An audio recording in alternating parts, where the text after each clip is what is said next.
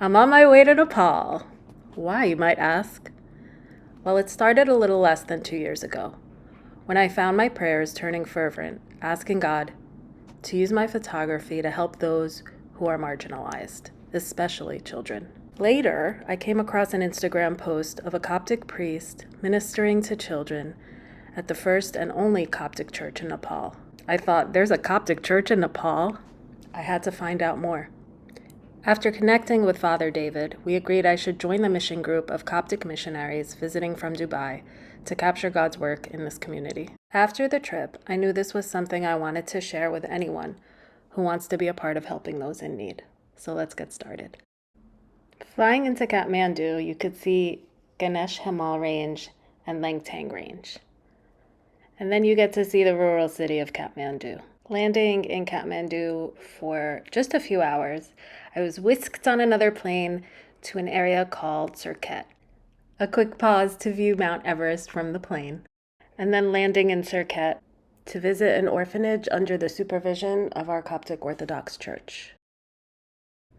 At the airport, we were immediately greeted by these beautiful girls who made homemade marigold necklaces to make us feel very welcome.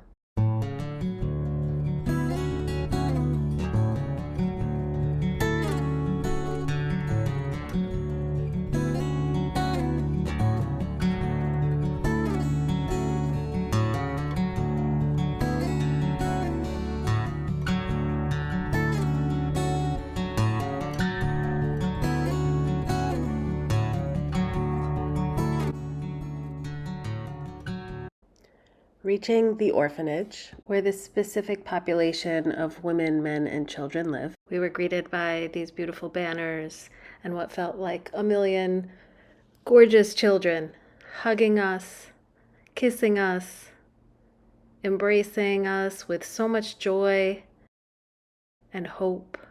Their love was undeniable. I later learned this specific population were considered the untouchables, due to a caste-based discrimination system in Nepal. While it has been legally abolished in 1963, the stigma of this group remains.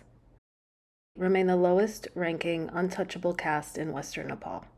The rules of Orthodox Hinduism dictate that members of the higher castes, such as Braham, Chetri, or Thakuri, cannot allow them into their houses. They cannot accept water or food from them, use the same village pump, or even brush against them.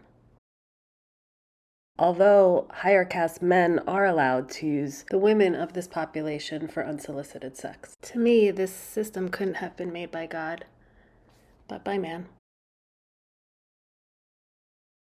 The group spent the afternoon engaging the children with games and talks and songs.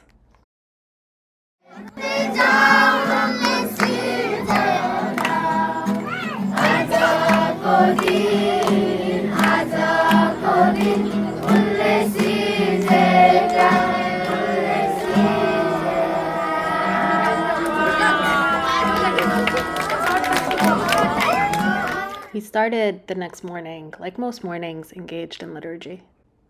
Here is George, one of the first native Nepali Coptic deacons. Here you have Father David reading from the holy text of the Synaxarium, using ChatGPT to translate into Nepali, which I loved. The children were clearly engaged.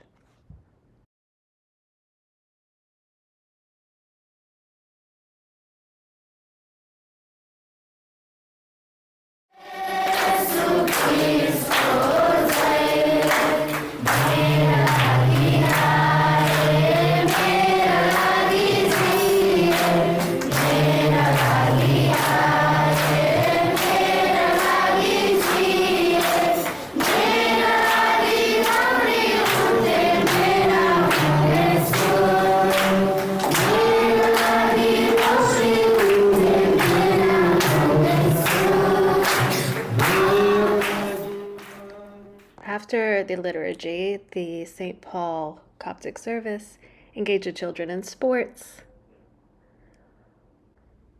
while the adults were engaged in spiritual discussions and lectures. They later broke the kids up into two groups and discussed various topics, giving these children another way of learning about God, teaching them about Jesus and what he stood for, and his love for his children was truly transformative to watch. They were given passports to learn that this is a journey of getting closer to Christ and understanding his love for us. The children were very engaged and excited, full of hope, full of love, full of prayer. It's important to note that while this center is very important to their lives, there could be much done to help their quality of life. They shower outside with their clothes on. They don't have toilets. They share food, which is scarcely given. There's a lot we can do to support this community and Father David in his mission. It seems like the mixture of play and fun lessons really kept the children engaged, full of questions, where the older kids started to engage in topics that were a little bit more serious, but they were very interested to learn more. Through Father David's ministry, there were many donations of food given to the parent to help them sustain their livelihood. Of course, everybody was very gracious and very grateful for what they were receiving. The next morning, riding through the streets of Surkhet, I took a few shots just to see how the people of Surkhet live.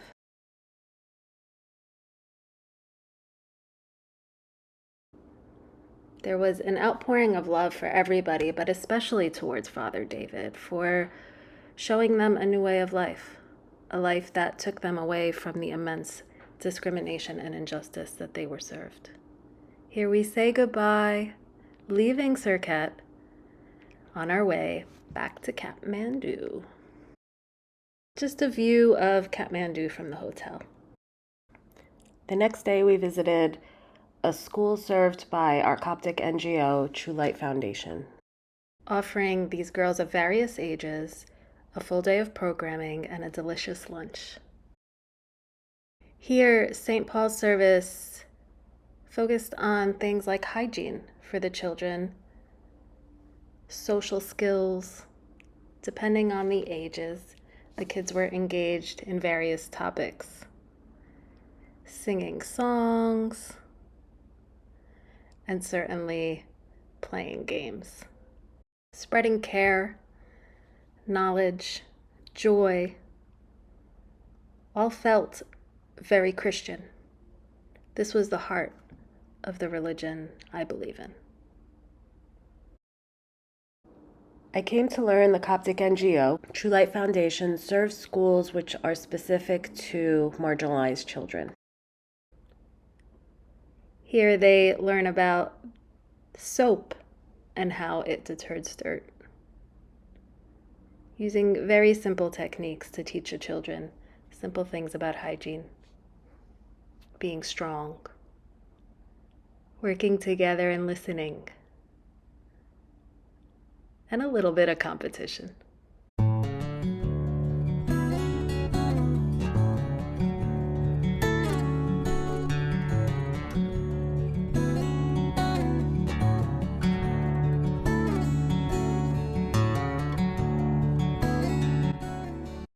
All the messaging was focused on love.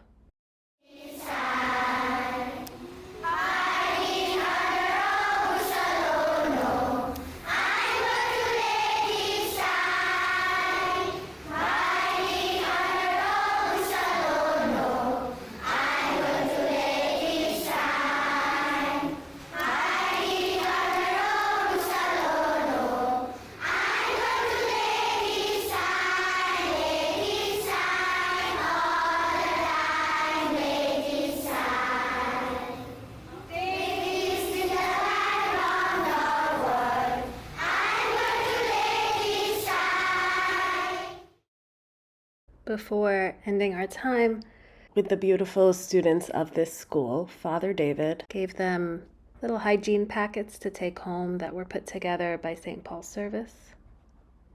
The children were very excited.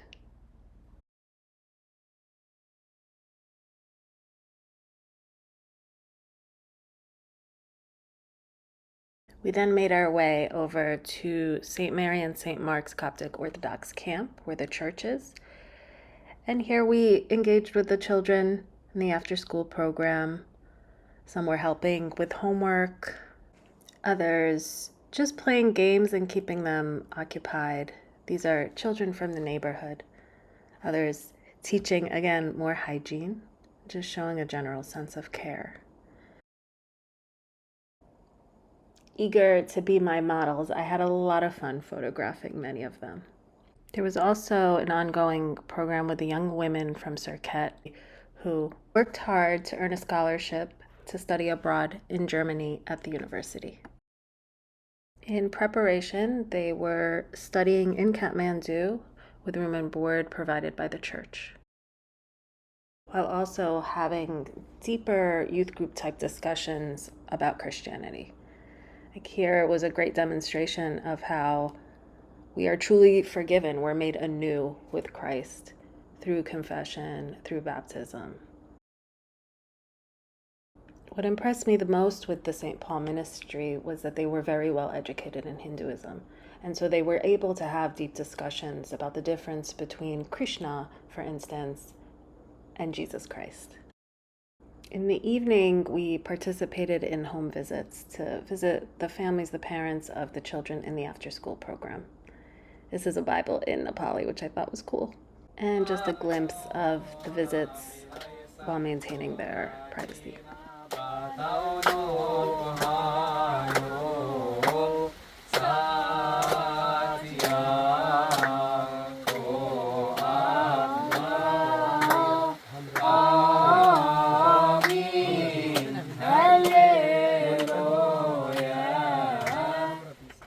We started the next day with a liturgy, which really helped set the tone for the day. We understood what the mission was, and this carried throughout our visits and our interactions. And it was a real helpful support to start the day with the Mass. Here we're at another school served by the Coptic NGO True Light Foundation, focusing on girls in a more mature age group. So the discussions and the activities were around things like puberty and what a Christian friendship looks like and how that plays out with our Christian ideas. Ending this visit again with Father David offering gifts to the students as well as the faculty and the staff in gratitude for all that they do for these marginalized children. The next day, we had the privilege of visiting Mother Teresa's home for the elderly and developmentally disabled. This specific population holds a very special place in my heart. And we danced. We had fun with them. It was one of my favorite days on this trip. It was truly a blessing to be around them and take in their company. There was a quote that I want to share with you on the wall there. It was Mother Teresa, and she said, "How can we love God whom we don't see if we do not love our neighbors whom we see, whom we touch, with whom we live?" And I read that and thought, oh my goodness, this is this trip in a nutshell. And it was such a blessing that I had the opportunity to be here and to partake in this wonderful trip that really brought me back to the essence of my faith.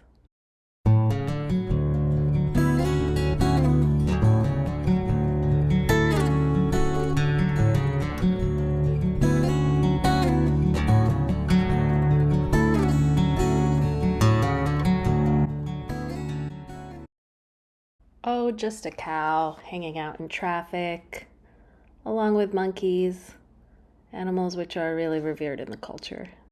We then headed to the home of the young girls from Circuit, engaging in more ministry.